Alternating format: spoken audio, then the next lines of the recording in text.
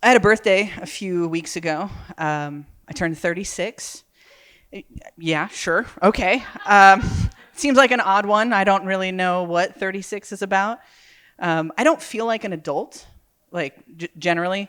When I was in my 20s, I was like, when I turn 30, I'm gonna feel like an adult.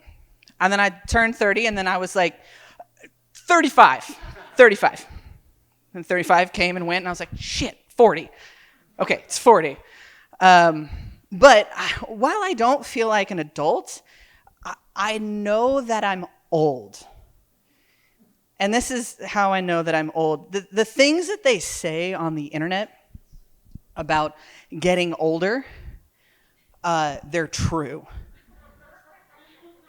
Birding comes out of nowhere.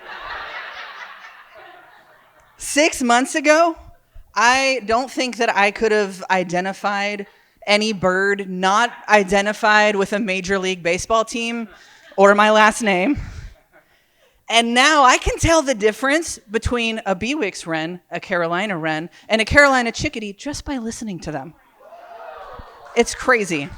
My children and wife are deeply annoyed with this development. I was walking our daughter home from school today, and there was an American pipit in the schoolyard, and I had to stop and take a picture, and she was just like, bye, and just walked on. It took me a little while. I was fumbling with my phone, and I had my monocular pushed up against it so I could see it from far away, and then I just hear from across the schoolyard, Abby! It's like, okay, I'm coming. I'm coming. But it's been kind of an interesting journey getting into this new hobby.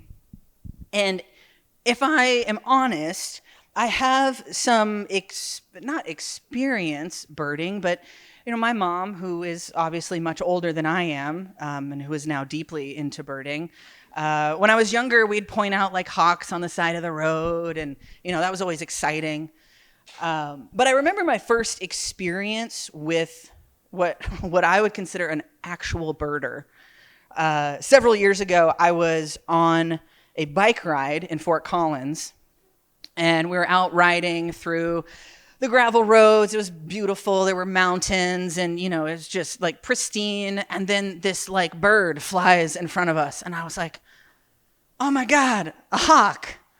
I think it's a red-tailed hawk because I didn't know that there was any other kind of hawk. And my friend Lauren rolls up to me, and they're like, actually, you really can't see it from here, and real birders are not going to make an identification unless they are sure of what they're seeing. And you know what? I was like, fair. I don't know shit about birds. Fair. So I saw a hawk. It was cool. It may or may not have been a red-tailed hawk. I didn't know there were other hawks at the time, but I was like, all right, fair. I took this in, and I took it to heart. Okay, if you're going to do something, do it well. Do it right. If you don't know the bird, don't say you know the bird. Okay. Cool. So I internalized that. I filed it away. And now, years later, as I've suddenly been overcome with the urge to bird, I've kept that in mind. Okay, I'm like, well, it's probably this. It's maybe this, until I can get a really good look at it, or I can get the app on my phone that says, yeah, it's this one, because I still don't know a lot of birds. There are so many birds. So I've taken this to heart. I don't want to make an identification that's incorrect, right? I want to do this right. And I really felt like, well, that's simple. That makes sense, right? You don't call out a bird. You don't name a bird unless you know for sure. Okay. Easy. Flash forward several years, I'm into birding. I've got my monocular, I've got my long lens on my camera, and I'm taking pictures, and I'm riding around. And over the last year, I've gotten the opportunity to, allow my life to slow down a lot.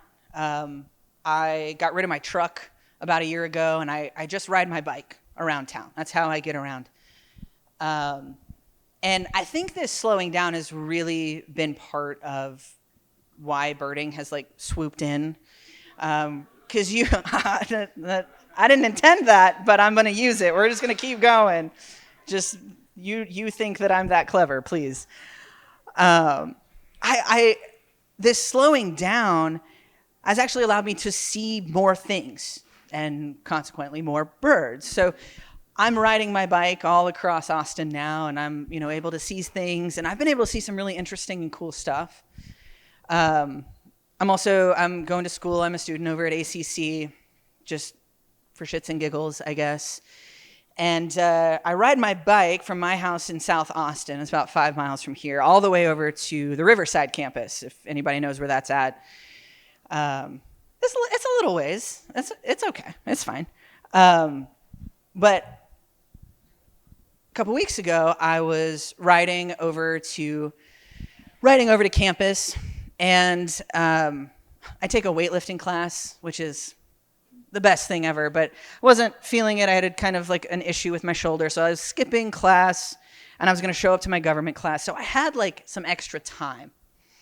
And as I was riding around, I get to ride downtown, ride along the lake, and then I get to cross through some pretty trails. And so there's lots of opportunity to look at cool birds. And I was like, you know what?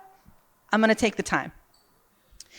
And I was riding over by Pleasant Valley, and there's a whole bunch of baseball fields near there, right next to the dam, so on the side of the lake. And I know there's lots of cool birds that usually hang out there, so I was like, okay, I'm going to go check that out. And as I was riding, I saw some interesting species. And I had my app out, and I was taking pictures, and I got the app that listens to the call and tells me what it is, and I'm like, oh, cool. And then I spot this bird flying around doing kind of weird stuff. And like I said, I'm new to this. I don't it's legit been like 6 months. So there's plenty of birds that I don't know. So I see it, and I'm like, what is that? I know just enough to know that I don't know what it is. And so I'm suddenly like drawn to this bird. And so I'm like riding my bike, and I'm navigating through the baseball fields, and I get over close to like the edge where the river's at. If anybody's been to Secret Beach, it's over in that area. Y'all should go check out Secret Beach if you don't know. There we go. Okay. I was like, where are my Secret Beach friends at? Yeah, where are the hippies? We're in South Austin. Come on. So anyway, I'm rolling over, and I pull up next to Secret Beach, and I'm watching these birds fly. They're probably 40, 50 feet above the water. I would assume like getting bugs, like flitting around, doing their bird stuff. And I'm just captivated. And I've got my monocular out, and I can't really see. They're moving too fast, and so I pull out my camera, and I can't really get a good look at them, and nothing that I'm like shooting is in focus. And so I'm like, okay, I got to get closer. So I'm looking around, and this is the area kind of closest to the dam where it's not like you can like walk down and then you're at the beach. It's like, it's kind of a weird rock face sort of thing. And I'm like looking around for a place to park my bike and how to get down there.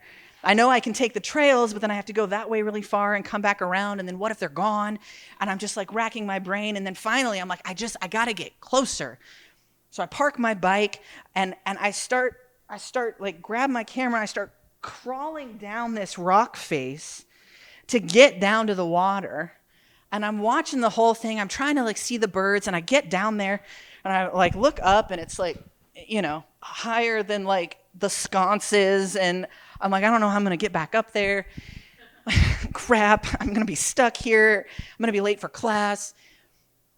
But I'm still just drawn in. Like, I'm so focused on these birds because I can't figure out what they are. I'm just like totally stumped.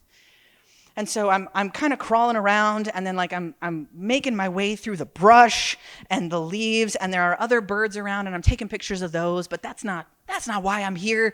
I want to figure out what these birds are. And I'm watching them, and I've got my little app out, and they're clearly not making any noise because the app's not picking up anything new. And I'm just like, ugh, what is it? And so I just find myself at the edge of the water, and I'm looking up, and I'm watching the birds, and I can see the ones that I know, and I can see these ones that I don't. There's probably a handful of them. And I'm just struck at how beautiful my surroundings are. I've never been in this spot before. I've only ever seen this part of the river or the dam from up high. I'm like, wow, this is really cool. And I'm watching these birds, and this one makes a loop around and then shoots down and skims the water and grabs something. I don't know what, a water bug? I don't know.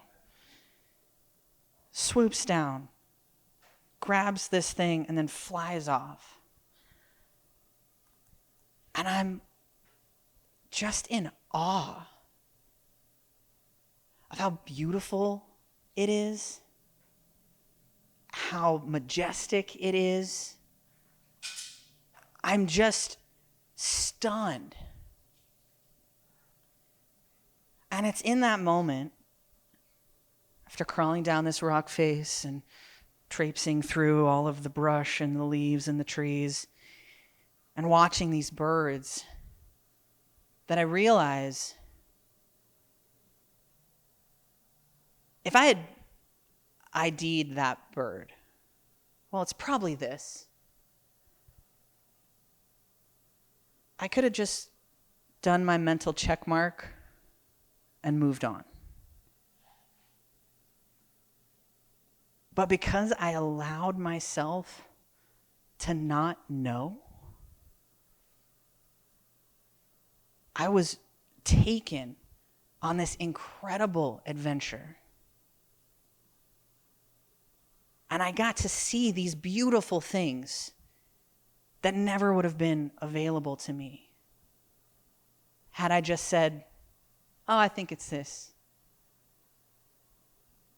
If I just relied on my certainty, if I just allowed my app to say, oh, it must be one of these.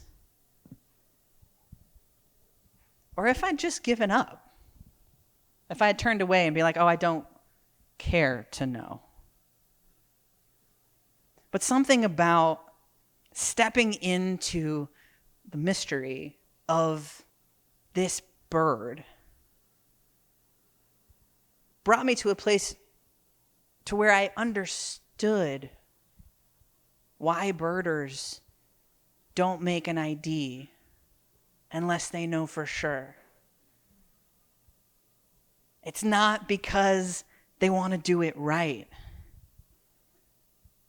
It's because they want to be taken on this adventure. Thank you.